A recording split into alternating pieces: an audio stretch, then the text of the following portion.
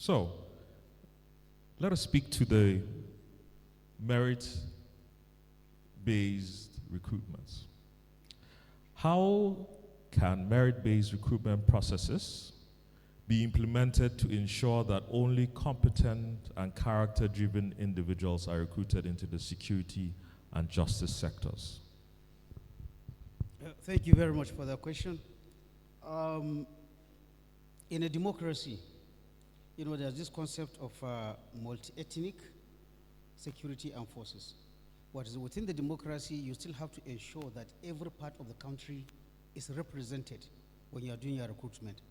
But within that recruitment also, every security agency, whether it is Army, whether it is Navy, whether it is Air Force, whether it is the police, when we go back to the books, they have their criteria for selecting any person. So whether you take the person from Sokoto, where I come from, or from Anambra, for me to emerge from Sokoto when I was going to the military, I had to meet that minimum criteria. But what do we have now? What we have now is interferences in the recruitment process. And interferences in the recruitment processes where the security agencies, they have also, due to lack of, moral courage, they cannot stand to ensure that their recruitment processes are not compromised. When a senator who is chairman of police or chairman of army has some, with due respect, has some talks that help him during election, and he wants them to be recruited, he sends.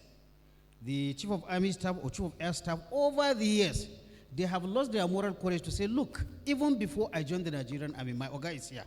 The army has its standards for picking people. So whoever you are, when you bring these people, for me to consider your candidate, he has to meet the minimum standard. We are not having that.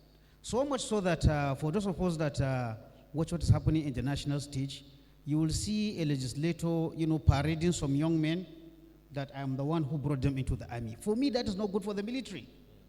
It's not good for the military because what you are saying, I have retired from the military for a long time, but every day I get people asking me, Oga, do you want to do recruitment? Please assist me. If I tell him, especially the Gen Z, if I told him that when I applied for NDA in 1984, honest, I don't know even a lance corporal in the military. I just applied. He will say, Oga, that was during your time. There's so much cynicism that unless and when you do that, what do we have? Whether we like it or not, we're seeing crop of officers, crop of soldiers that are just not fit for purpose. In the NDA here, where you recruit officers, we've had cases of children, constantly violating the regulations of the NDA in a particular case. When the child was asked, he said, I really don't want to come to NDA. It's my dad.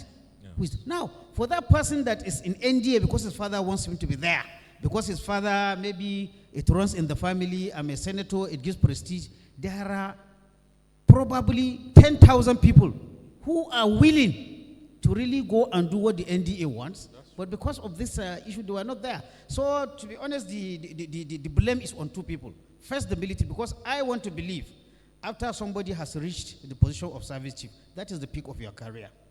I think you can face anybody and say, look, Mr. Senator, Mr. House of Representatives, Mr. Chairman, Army Committee, these are the standards for recruitment.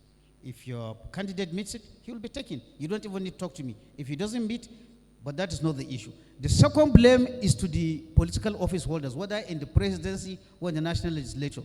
There is this erroneous belief that if I'm chairman police committee, my job now is to carry every riffraff and put him inside the police. That is the only way that I can show I'm a powerful senator or my powerful house. So the two sides have to work on it.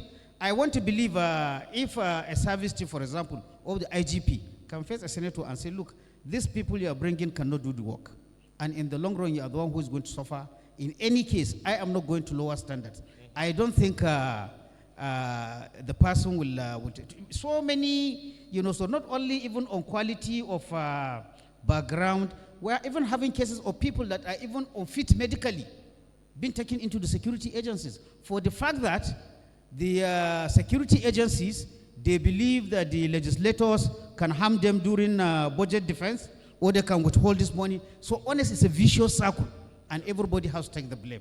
But if you have a merit-oriented entry, first, you will have what I call about a multi-ethnic armed forces that reflects the armed forces of Nigeria. Okay. Personally, I have no problem, whether it is police, whether it is military, whenever there's a recruitment, put all the people on the board, let everybody see who was taken from where, who was taken from where, who was taken from his background.